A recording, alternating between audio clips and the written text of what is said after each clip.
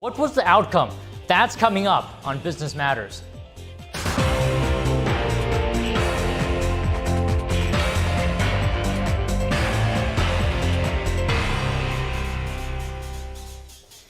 Good afternoon, and glad you could join me here today. Appreciate it. I'm your host, Don Ma. We have a great show for you today, a lot of important things happening. So let's get right into it with first a brief recap of markets.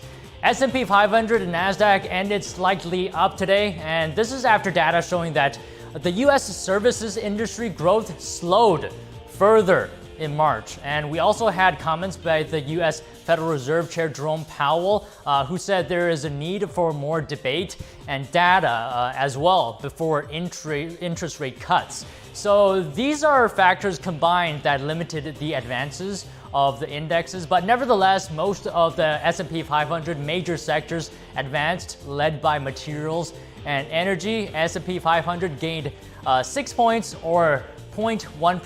NASDAQ gained 37 points or 0.2%. The Dow, however, fell 43 points or 0.1%. Now, on the topic of the Federal Reserve, traders were actually pricing in a 57% chance that the Federal Reserve will cut interest rates by June by 25 basis points. Also, Intel shares today dropped about 8% after the chipmaker disclosed $7 billion in operating losses for its foundry business in 2023. We'll have more on that later. So let's move on to Disney now. A major win for the head of the company. Shareholders voted to back Bob Iger and fend off activist shareholders in its annual meeting. Okay, let's go deeper into this. Billionaire investor and head of Triumph Partners, Nelson Peltz, was fighting for a seat on the board. He advocated for change at the entertainment and media giant. The company voted to re-elect the full board by a substantial margin, according to Disney. So Peltz's loss also seems like a vote of confidence in Iger and the current board and the direction of the company is heading as well. Now, in a statement, let me read this to you. Iger said, "With the distracting proxy contest now behind us, we're eager to focus 100% of our attention on our most important priorities, growth and value creation." Peltz, on the other hand, said he and his partners will continue to watch the company's performance. Now, this was a rather pricey showdown. Triumph Partners estimates that it spent about $25 million on its campaign, while Disney's estimates came in around $40 million to fend off the proxy fight. Disney stock fell 3% at market close. Now, besides Disney, you're also going to want to hear this. We're seeing another twist in the saga of Truth Social's public offering. So Donald Trump, owner of Trump Media and Technology Group, is suing two of its co-founders to eliminate their stakes in the company. The lawsuit alleges that the two failed, quote, spectacularly to establish corporate governance, and that caused damage to Trump Media and a decline in the stock price of its merger partner. Trump Media is asking the courts to force them to return the 8.6 billion shares they were to receive. So at Tuesday's closing price, that would have been worth $444 million. The two both were contestants on Trump's reality TV show, The Apprentice, and they previously filed their own lawsuits against Donald Trump. They argue the former president was planning to dilute their stake in the new company. Okay, just a little bit more on that. The two people have pleaded guilty, different two have pleaded guilty to insider trading in the Trump Media merger. So turning to President Biden now. Lower prices for prescription drugs, that's what he was touting during a White House press conference today. Biden says that Americans pay more for the same drugs that people pay in other countries. Because of all of you, my Inflation Reduction Act, drug companies that raise prices more than inflation are going to pay back Medicare the difference between what they charge and the inflation rate. This is based on the price of their drugs in 2021. That means consumers will pay less for prescription drugs and they'll save taxpayers money and discourage companies from hiking prices faster than inflation in the first place. But we want to do more. It's time that drug companies pay rebates when they increase prices faster than inflation, not just for seniors, but for every single American. Biden and Vermont Senator Bernie Sanders worked together to pressure the makers of asthma inhalers to lower the cost from hundreds of dollars without insurance to just $35. Biden's remarks come as he begins to highlight his administration's legislative achievements ahead of the 2024 election.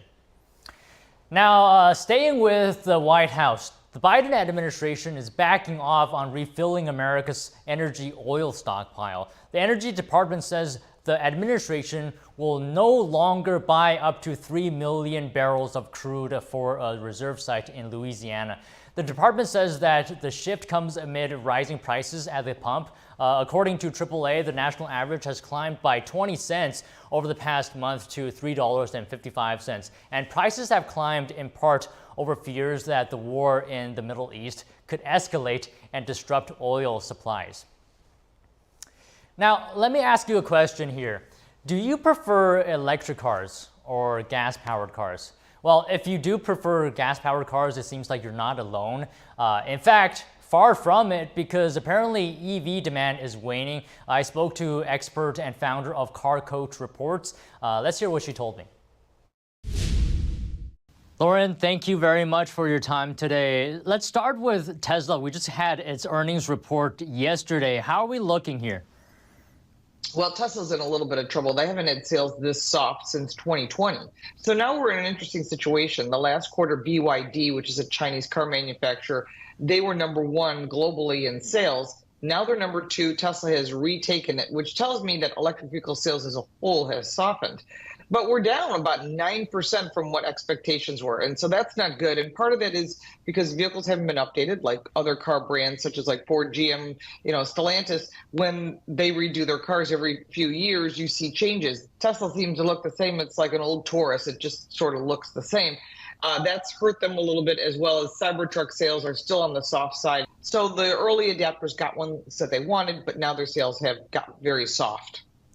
So these weak sales, do you believe this is an outlier, or perhaps it is, in fact, a part of a bigger trend? What do you think?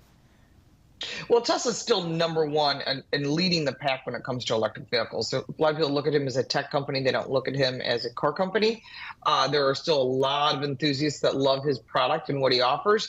But overall, electric vehicle sales are very soft. The problem is that customers are starting to wake up to the fact that they need to get a charging station at their home. It's not charging quick enough.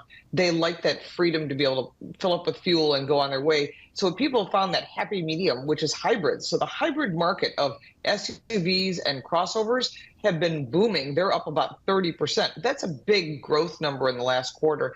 And you're starting to see car manufacturers such as Hyundai and Ford for their 24 and 25 models saying, we're not going to offer electric, we're going to offer a hybrid option and a gas option. And that is what consumers want. And that's where the free market really does have the power. Do you think this weaker demand, do you think this is going to get worse, or are we going to turn back up? Well, it all depends on the elections and what happens in November. If the current administration returns to power, they're going to put the foot down on the gas pedal or the electric gas pedal and mandate electric cars, making the ownership of gasoline-powered cars more expensive, more difficult, forcing you to make a change. A lot of people will keep their vehicles and cause used car prices to increase. If President Trump gets reelected, we already know what he said he's going to do, so we're going based off of that. He says he's going to eliminate the mandate and allow people to have choices. And if he says drill, baby, drill, that means gas prices drop. Consumers make choices. And maybe just one more question, and I don't really know what to think about this. Maybe you can tell me, are electric vehicles better for the environment than gas vehicles? Some people say that the production process that goes into electric vehicles is not that good. Tell us, what is it? Well, it's funny. I just literally pulled up some interesting information. The electric vehicle battery, what's involved in it, there's 12 tons of rock for lithium. That's how much drilling they have to do. That's a lot of use of gasoline-powered vehicles in order to do that. They're not using electric-powered diggers to do this. 5 tons of cobalt materials, 3 tons of mineral for nickel, 12 tons for copper and ore. And then when you look at the 250 tons of soil that's needed to obtain lithium, nickel, manganese, cobalt, aluminum, and all the plastics and steel, it is not better for the environment. Basically, the equipment that's needed, this is far from a zero emissions car. We call in our industry cradle to grave, all the raw materials to the end of life and what's recyclable and not recyclable versus today's current gasoline powered vehicles. And you start looking at it, people are starting to turn back to the gasoline powered vehicles. They get better fuel economy, or a hybrid like a Toyota Prius. They get 56 miles to the gallon. It's probably a better option in the bigger picture. Well, maybe it is good for the U.S. in terms of environment because these parts are not actually made in the country. But thank you very much today, Lauren, for your insight. Pleasure having you on. Thank you.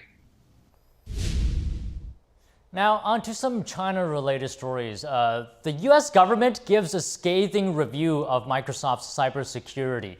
So last year, if you remember, Chinese hackers successfully invaded hundreds of Microsoft email accounts. That's including those of Commerce Secretary Gina Raimondo, U.S. Ambassador to China Nicholas Burns, and Congressman Don Bacon. So the U.S. Cyber Safety Review Board says Microsoft's security culture is, quote, inadequate and requires an overhaul. That made it a cascade of avoidable errors that allowed this to happen.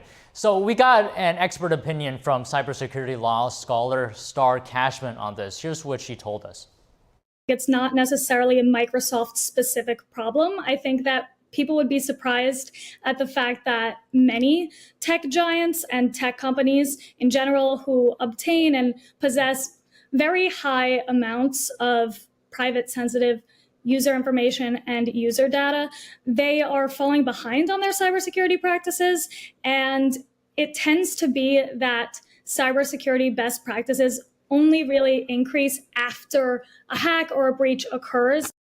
Now, the Cyber Safety Review Board says the intrusion was preventable and should have never occurred. That apparently Microsoft didn't even detect the hack. So what happened was that the company relied on a customer, actually, who had to inform them that they saw anomalies. The board says that Microsoft has worse security than a slew of other cloud service providers.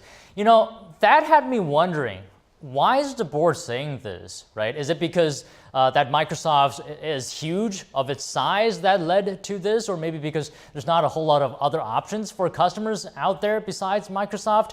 Here's cybersecurity expert Tom Pace, CEO of NetRise. You understand that people can't get rid of you as a customer, even if they really wanted to. And so that kind of creates and engenders the sense that, maybe we can cut some corners and maybe we can get this thing to market as fast as we really want to and don't have the same kind of considerations that other folks might have. The board says Microsoft is a high-value target for adversaries such as China, and this is because Microsoft is involved in critical, ubiquitous products that underpin the foundations of America's economy and security. Over 1 billion people, in fact, rely on Microsoft. But let's move on. It's the custodian of vast amounts of data as well, including personal information, government communications, trade secrets, and intellectual property. In other news, billions in shares bought back at a record pace. Some of China's biggest internet companies are snapping back their own stocks to boost sagging market value. Online retailer Alibaba Group has now made the largest share repurchase by a Chinese tech company. It bought back $12 billion in shares from the US and Hong Kong markets in the last 12 months. Chinese regulators have asked companies to repurchase shares since China's markets have been suffering from slumps. The idea is that fewer shares on the market should trigger an increase in stock price. Gaming and social media giant Tencent spent a record $6 billion on its own shares last year, has pledged to at least double that. Financial data shows companies in Hong Kong spent $16 billion repurchasing stocks in 2023. That is the highest on record. Government stats show mainland Chinese firms bought back about the same amount. And another hurdle for Nippon Steel's $15 billion acquisition of U.S. Steel. A Democratic U.S. senator is calling on the White House to scrutinize the Japanese firm's relationship with Chinese steel before approving the deal. This stems from a report by Horizon Advisory, which found Nippon had a long-running history of supporting China's steel industry and had active joint ventures with Chinese state-backed entities. So in a letter to President Biden, Senator Sherrod Brown called on the administration to examine the dangers of the merger could pose to national and economic securities. In a statement, Nippon Steel said the report was filled with, quote, in its own defense, inaccuracies and misrepresentations, and added that its operations in China were very limited. All right, now taking a short break, but when we come back, Intel is falling behind in the world of chip making. The company just revealed it lost billions last year and is stuck behind a leading Taiwanese manufacturing company.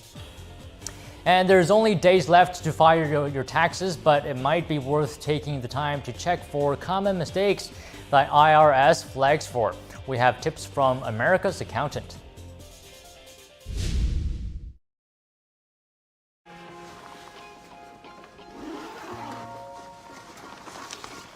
How'd it happen? She showed up dead on arrival. This never gets easier. It does when you call CarShield before your car breaks down.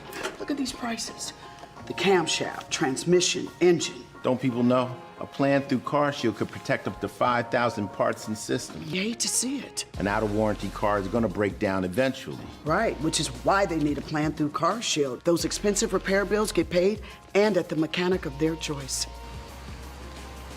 They're notifying the family. Poor guy. He doesn't even know what's coming. Another victim of senselessly expensive repair bills. Can't save them all. But we can keep trying. Didn't have to end this way. If he'd have just called CarShield before his car broke down.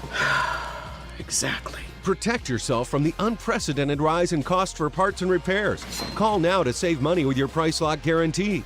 Call 800-429-5128. Amazing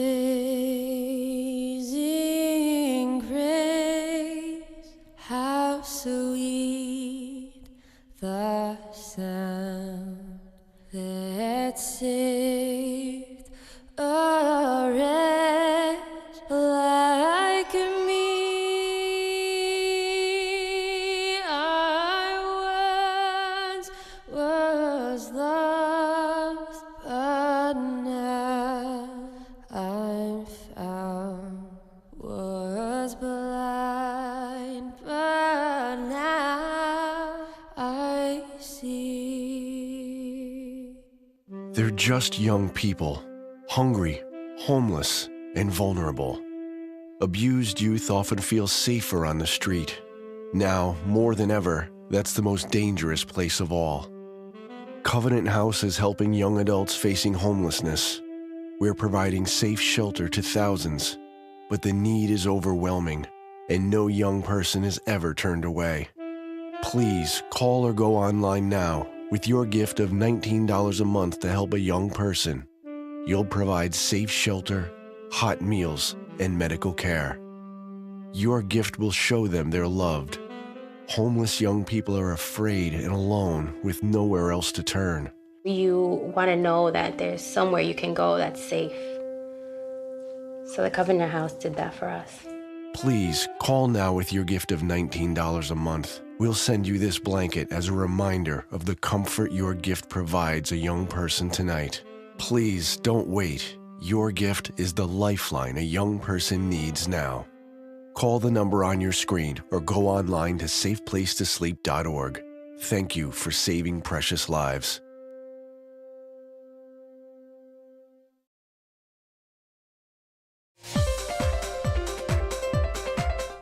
And welcome back. Some bad news relating to Intel. It looks like the chip making business is bringing the company down in its struggle to catch up to rival Taiwan Semiconductor Manufacturing Corporation. TSMC is now the world's biggest contract chip maker. Intel, has spent billions trying to reclaim its dominance as the cutting-edge chip maker, but new financial reports reveal that Intel's foundry unit posted a $7 billion operating loss last year. Intel CEO expects operating losses for its contract chip-making business to peak this year before breaking even in 2027. TSMC sales, on the other hand, also dominating Intel's foundry unit.